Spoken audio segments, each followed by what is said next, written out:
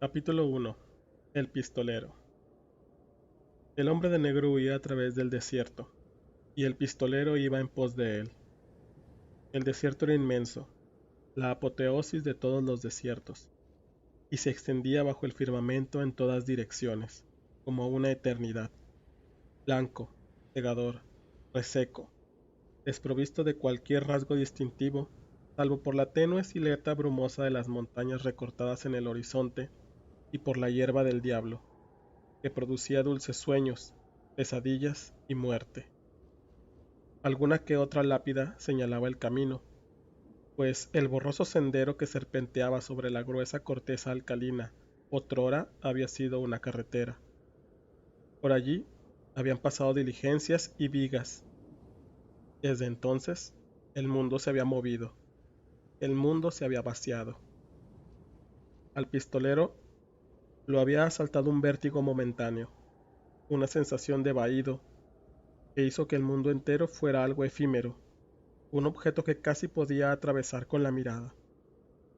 La sensación se desvaneció y, al igual que el mundo sobre cuyo pellejo caminaba, también él se movió.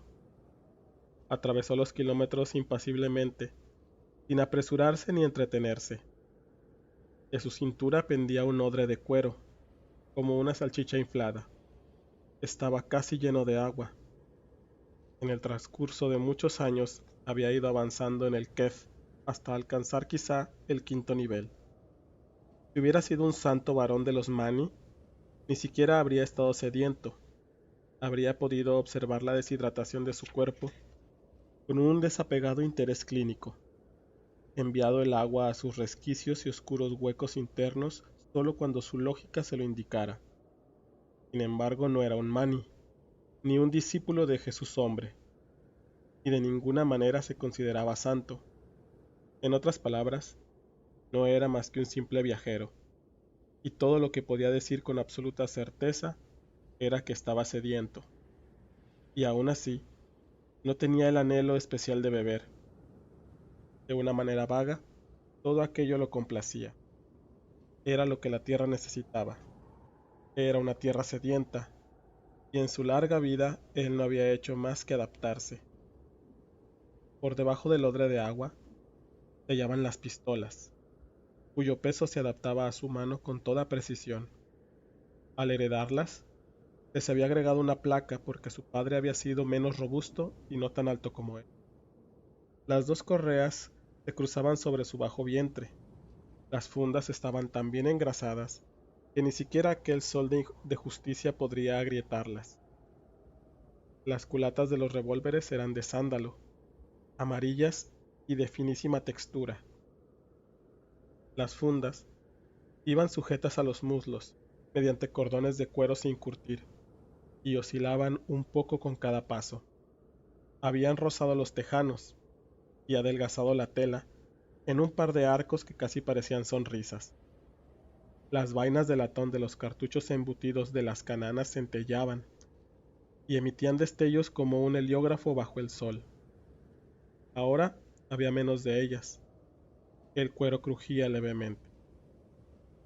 Su camisa, incolora como la lluvia o el polvo, era de cuello abierto, con una tirilla de cuero enlazada con holgura en los ojales perforados a mano. Su sombrero había desaparecido, al igual que el cuerno que alguna vez llevara con él. Aquel cuerno había desaparecido años atrás. Lo había dejado caer la mano de un amigo moribundo, y los extrañaba a ambos. Superó la suave pendiente de una duna, aunque allí no había arena. El suelo del desierto era compacto, e incluso los duros vendavales que soplaban al caer la noche levantaban apenas una irritante polvareda, tan áspera como el polvo de fregar. Y vio los pisoteados restos de una minúscula fogata en la vertiente umbría, allí donde el sol desaparecía primero. Aquellos pequeños signos que reafirmaban la posible humanidad del hombre de negro siempre le habían complacido.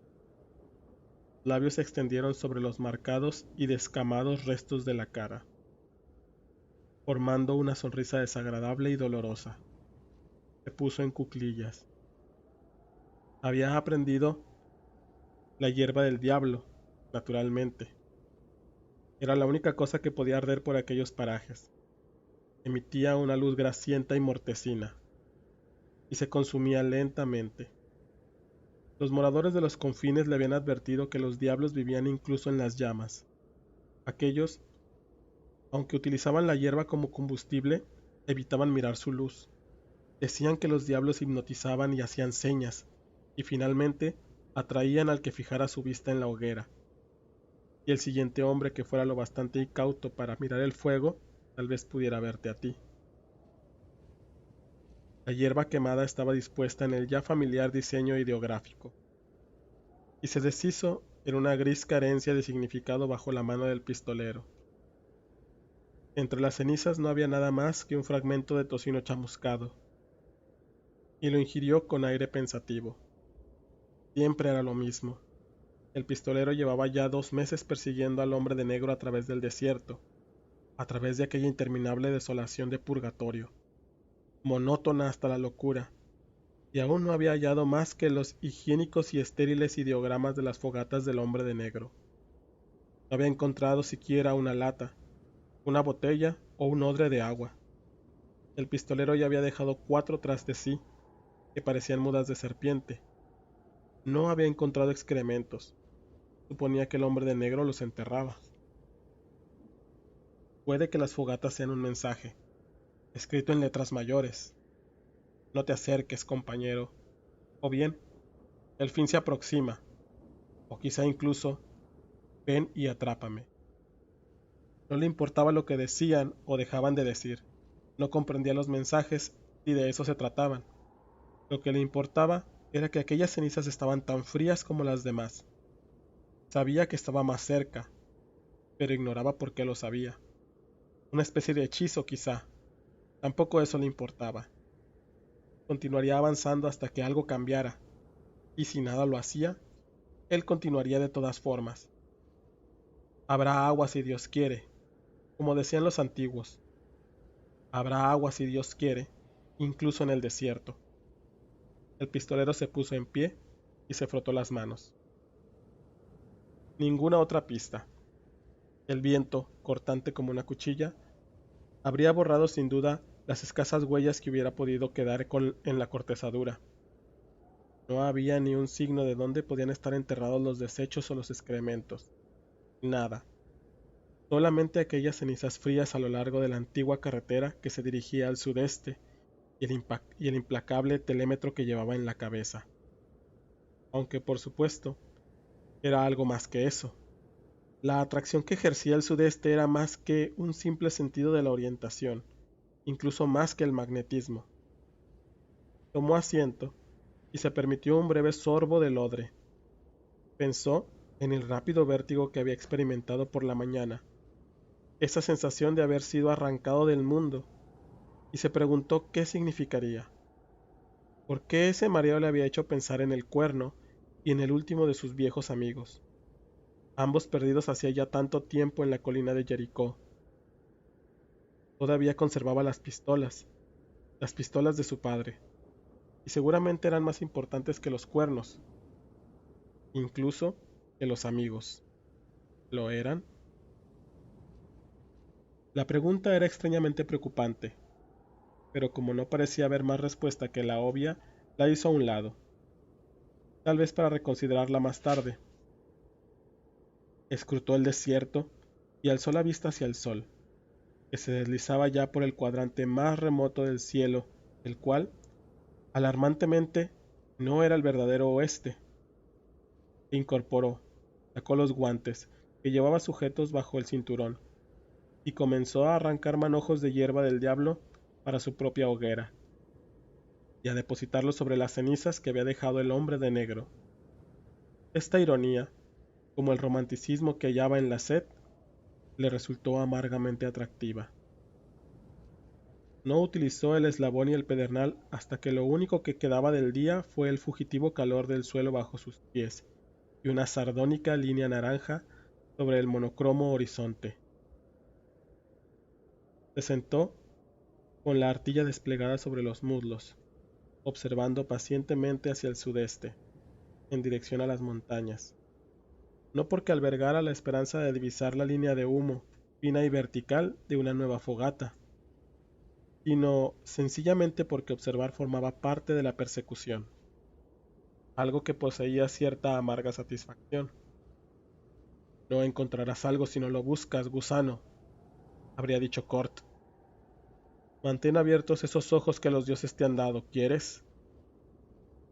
Pero no vio nada. Estaba cerca, pues solo relativamente, no tanto como para distinguir el humo en el crepúsculo o el parpadeo naranja de la fogata. Frotó el eslabón en el pedernal e hizo saltar chispas sobre la hierba seca y desmenuzada, mientras murmuraba las viejas y poderosas palabras sin sentido. La oscuridad enciende. ¿Quién es mi padre? ¿Me tenderé? ¿Me quedaré? Bendice el campamento, haz que el fuego brille. Era extraña la manera en que ciertas palabras y costumbres de la infancia caían al borde del camino y se dejaban atrás, en tanto que otras se mantenían firmes y te acompañaban durante toda la vida, tornándose más pesadas a medida que pasaba el tiempo. Se tendió contra el viento, dejando que el ensoñador humo soplara hacia el erial. El viento, salvo por algún movedizo diablo de polvo, permanecía constante. En lo alto, las estrellas también constantes no parpadeaban. Soles y mundos a millones, vertiginosas constelaciones, fuego helado en todos los tonos primarios. Mientras miraba, el cielo cambió de violeta a ébano. Un meteorito trazó un arco fugaz y espectacular por debajo de la vieja madre y desapareció. El fuego dibujaba extrañas sombras a medida que la hierba del diablo iba ardiendo lentamente y se asentaba en nuevos diseños, no ideogramas, sino entramados aleatorios, vagamente amenazadores por su propio aplomo pragmático. El pistolero había dispuesto el combustible no de forma intencionada, sino funcional. Le hablaba de blancos y negros, le hablaba de un hombre que podía componer malas imágenes en extraños cuartos de hotel. La fogata ardía con llamas lentas y constantes, y en su núcleo incandescente danzaban espectros.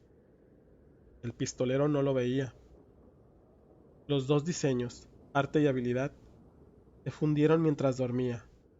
Gimió la ventisca, una bruja con cáncer en la barriga.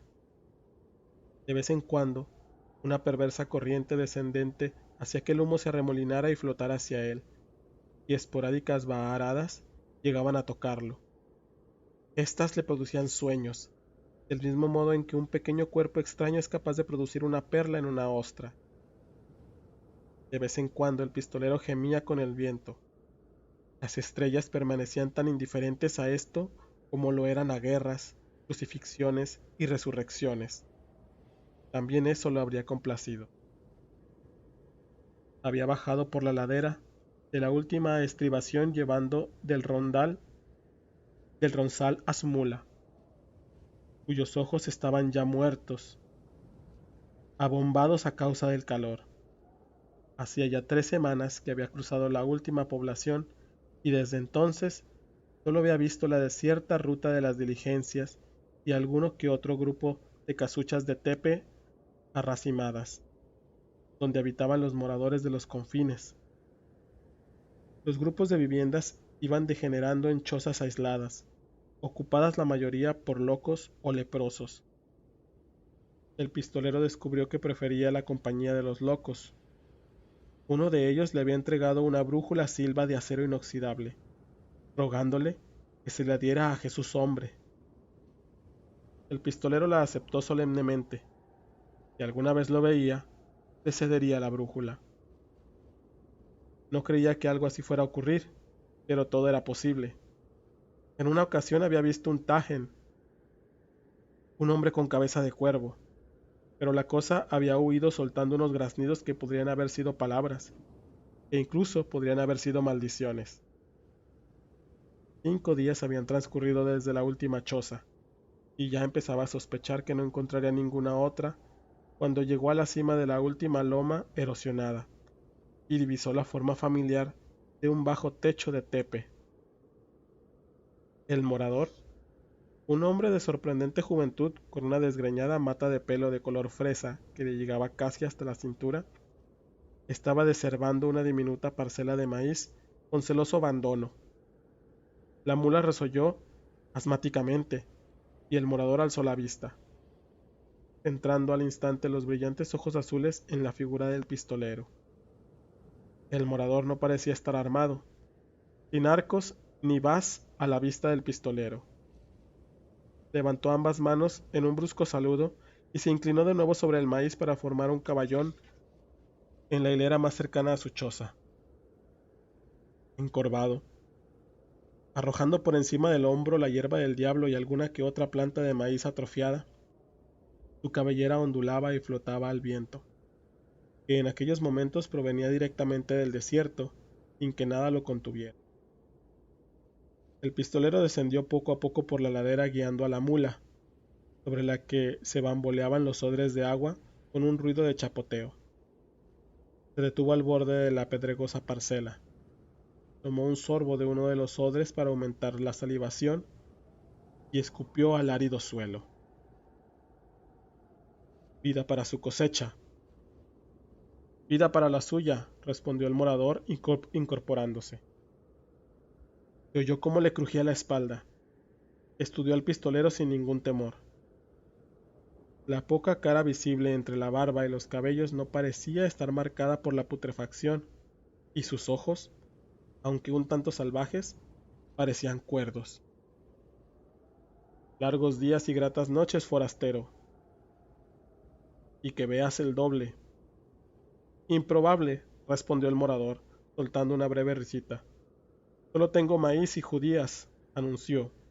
El maíz es gratis, pero tendrás que darme algo por las judías. Un hombre viene a traérmelas de vez en cuando. Nunca se queda mucho. El morador profirió una breve risa. Tiene miedo a los espíritus. También teme al hombre pájaro. Lo he visto. Al hombre pájaro, quiero decir. Huyó de mí. Y ya. Ha perdido su camino. Afirma estar buscando un lugar llamado Algulciento, solo que a veces lo llama Cielo Azul o Celo Azul. No puedo asegurarlo.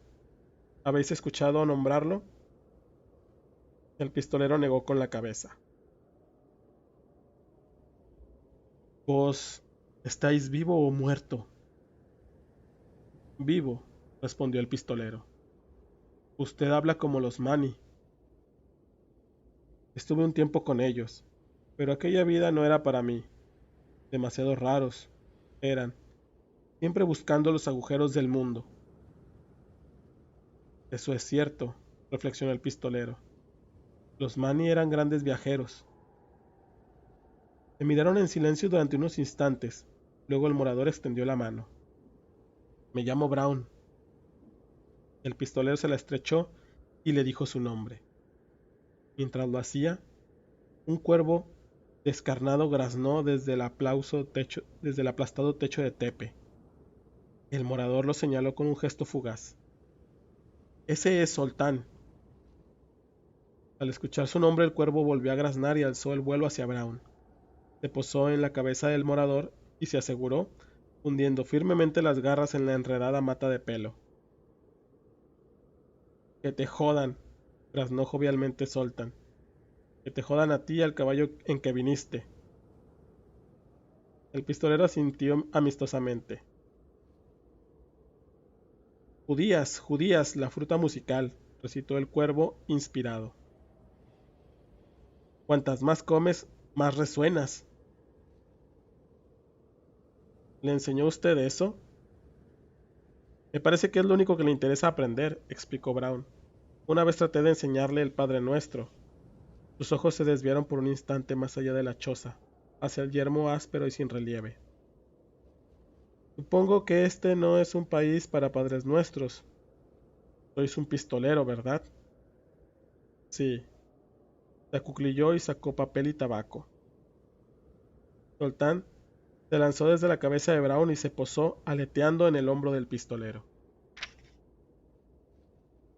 Creía que los de vuestra clase ya no existían. Entonces debería cambiar de idea, ¿no? ¿Venís de mundo interior? Eso fue hace mucho, dijo el pistolero.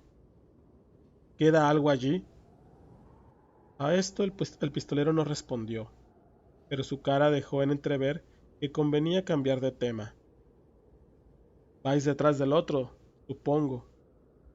Sí. A continuación formuló la inevitable pregunta. ¿Cuánto hace que ha pasado por aquí? Brown se encogió de hombros. No lo sé. Aquí el tiempo es extraño. Las distancias y las direcciones también. Más de 2 semanas, menos de 2 meses.